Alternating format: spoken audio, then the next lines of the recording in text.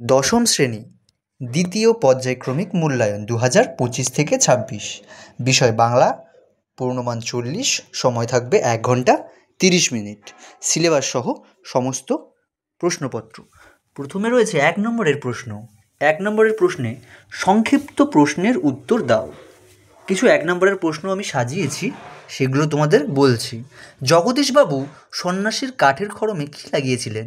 সোনার বোল। বাইজির ছদ্মবেশে হরিদা রোজগার করেছিলেন 8 টাকা 10 আনা। অভিষেক করিলা কুমারে ইন্দ্রজিৎ কে রাবণ অভিষিক্ত করেছিলেন, কে বারণ করেছিল সেনাপতি পদে? কবি নূতনের কেতন বলেছিলেন কালবৈশাখী ঝড়কে। ইন্দ্রজিতের স্ত্রীর নাম হলো প্রমীলা। গিরিশ মহাপাত্রের সাথে অপূর্বের পুনরায় দেখা হয়েছিল কোথায়? রেল স্টেশনে। পরবর্তী পর্বে রয়েছে দেবতা কোথায় বাঁধা পড়ে আছে? যজ্ঞযূপে। সে হাত বাড়িয়া বন্ধুর করমর্দন করিল। বন্ধুটি হলো রামদাস। বিদায় এবে দেহ বিধুমুখী, বিধু হলো চন্দ্র। বজ্রশিখার মশাল জেলে কে আসছে? ভয়ঙ্কর। প্রত্যেক পদের অর্থ প্রাধান্য পায় কোন সমাসে? দ্বন্দ্ব সমাসে। বহুব্রীহি কথার অর্থ কী? বহু ধান আছে যার। 1 নম্বরের এগুলি ছাড়াও তোমরা এর বাইরে অন্যান্য প্রশ্নগুলি খুব ভালো করে দেখে রাখবে, কারণ আমি যে এগুলো দিচ্ছি এগুলোর মধ্যে থেকেই তোমরা সব পেয়ে যাবে, তার কোনো মানে নেই। ঠিক আছে? কবি ধ্বংসকে ভয় করতে বারণ করেছেন কেন? তার আমি জামিন হতে পারি। বক্তা কোন বিষয়ে জামিন হতে পারেন? সিঞ্জিনী আকর্ষী রোষে। সিঞ্জিনী কথার অর্থ কী? শমীবৃক্ষমূলে কী ঘটেছিল? শমীবৃক্ষমূলে। নঙ্গর্থক ও সদর্থক বহুব্রী কাকে বলে? উদাহরণ দাও। একশেষ দ্বন্দ্ব সমাস কাকে বলে? উদাহরণ দাও। মাস্টারমশাই একটুও রাগ করেননি, বরং তারিফই করলেন। তারিফ করার কারণ কি লেখো। ইহা যে কত বড় ভ্রম তাহা কয়েকটা স্টেশন পরেই সে অনুভব করিল। ভ্রমণটি কী তা লেখো।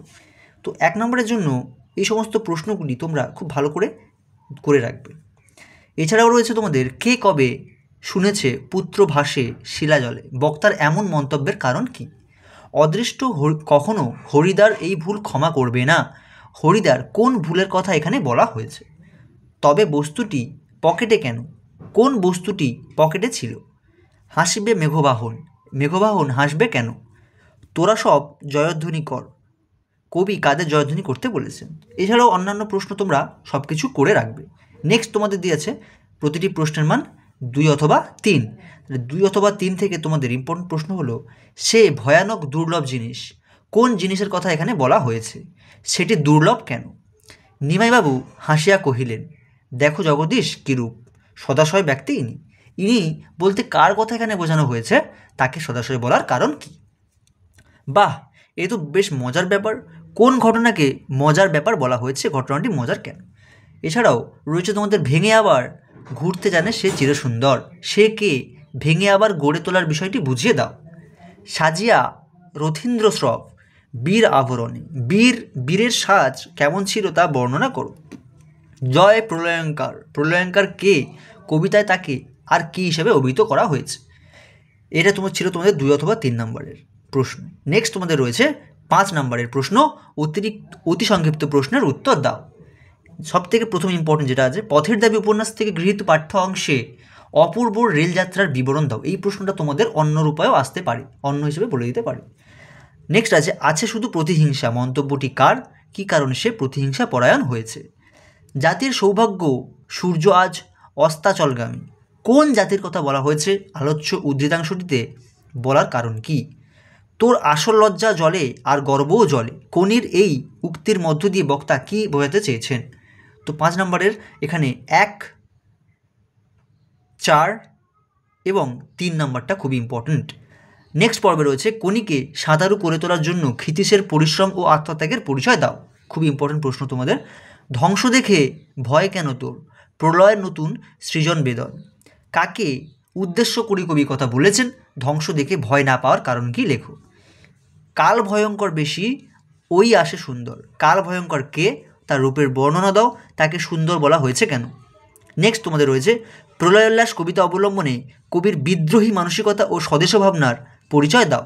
তাহলে প্রলয়োল্লাস থেকে এই প্রশ্নটা তোমরা করে রাখবে। নেক্সট তোমাদের রয়েছে সিরাজউদ্দৌলা, মির্জাফর ও ঘসেটি বেগম এর চরিত্র লেখো। এই তিনটের মধ্যে থেকে তোমাদের একটা প্রশ্ন চলে আসতে পারে। নবাবের নিমক বৃথা যায় না, এ কথা তাদের মনে রাখা উচিত। কোন প্রসঙ্গে এমন মন্তব্যটি করা হয়েছে?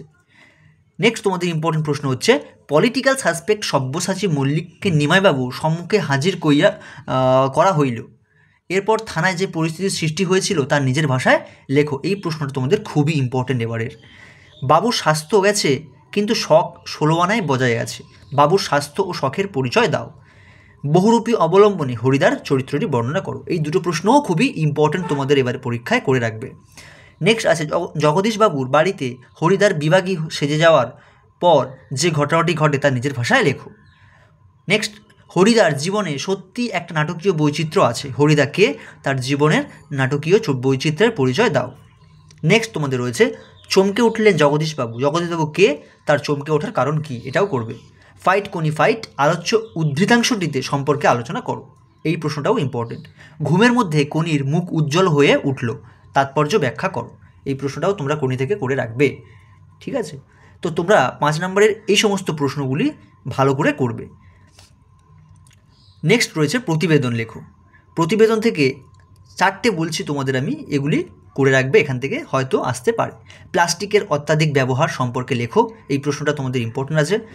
বিমান দুর্ঘটনা নিয়ে একটি প্রতিবেদন লেখো, ঠিক আছে? এছাড়াও রয়েছে দ্রব্যমূল্য বৃদ্ধি। দ্রব্যমূল্য বৃদ্ধি এইটা তোমাদের খুব ইম্পর্টেন্ট, কারণ এই প্রশ্নটা অনেকবারই দিয়ে দেয়। এছাড়াও রয়েছে পানীয় জলের অত্যাধিক সংকট নিয়ে একটি প্রতিবেদন রচনা করো। তাহলে পানীয় জল সম্পর্কেও তোমাদের প্রশ্ন হয়তো দিয়ে দিতে পারে, ঠিক আছে? এই রকম প্রশ্নর বা যে কোনো ক্লাসের প্রশ্নের সাজেশন পেতে আমার এই চ্যানেলটি সাবস্ক্রাইব করে রাখুন এখনই।